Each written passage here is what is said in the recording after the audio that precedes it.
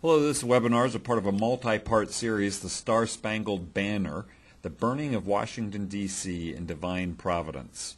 Well, the burning of Washington, D.C. in the aid of divine providence took place in 1814. The Battle of York in April of 1813 had incensed the British, and they were determined to come to the east coast of the United States in August of 1814 and exact revenge. In August of 1814, battle-hardened troops and additional naval power began to arrive on the East Coast. They were able to increase their harassing of shipping and towns in the Chesapeake Bay area, but they had something bigger in mind. John Armstrong, U.S. Secretary of War, thought that the British would not attack Washington because it was not strategically important from a military position. If you look up and down the East Coast at that time, you had the large cities of Boston, New York, Philadelphia, Baltimore, and Charleston, and Washington, D.C. was pretty much a backwater town that had been set aside to put the small federal government. Baltimore was much more likely, because of commercial targets and plunder for the soldiers, to be the place of attack. But the Battle of Bladensburg, Maryland, on August 24, 1814, changed all this. Bladensburg, Maryland was just 7 miles from Washington, D.C. The battle was a total rout. It became known as the Bladensburg Races, and some of the retreating soldiers even retreated through the streets of Washington, D.C. Well, this created a general sense of panic because Washington, D.C. was ill-prepared. President Madison fled with the founding documents and George Washington's correspondence. Dolly Madison stayed longer and gathered some other items, including Washington's portrait. General Robert Ross, who was right on their heels, said this, because there was no resistance in D.C. It was never expected that an army of 4,000 men could march with little or no difficulty, take and have at its mercy the capital of the United States. Well, with York, Canada on their mind and revenge in their hearts, the British went to the U.S. Capitol and had a mock legislative session.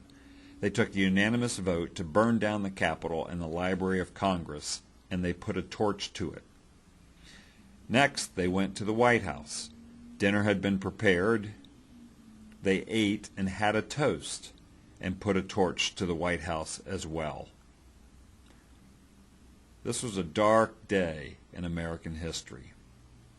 The next day, August 25th, the buildings were still burning. British troops are preparing for their next move, but around noon, the sky begins to turn dark.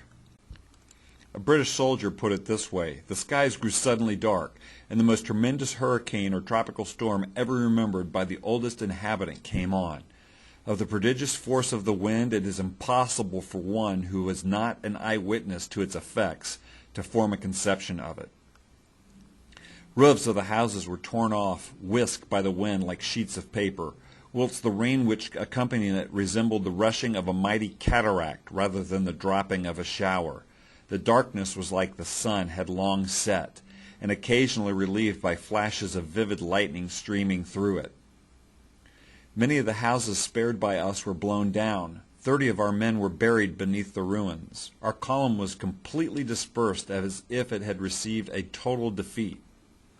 Some of the men were flying for shelter behind walls and buildings, others falling flat on the ground to prevent themselves from being carried away by the tempest.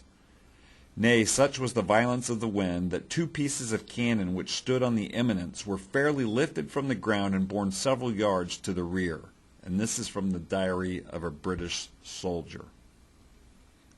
Governor Levin Winder, also a Baltimore mayor previous to his governorship, said this: "Out of nowhere comes this uncanny storm which rages against the British column, like the wrathful hand of God from the Old Testament. Indeed, God did for us what we could not do ourselves."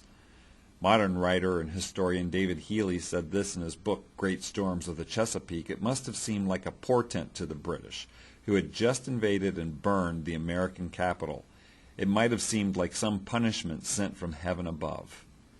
Well, if we reflect back to George Washington's inaugural address, when the Constitution of the United States was first put into operation, and the words on his first day, he said this: "No people can be bound to acknowledge and adore the invisible hand which conducts the affairs of men more than the people of the United States.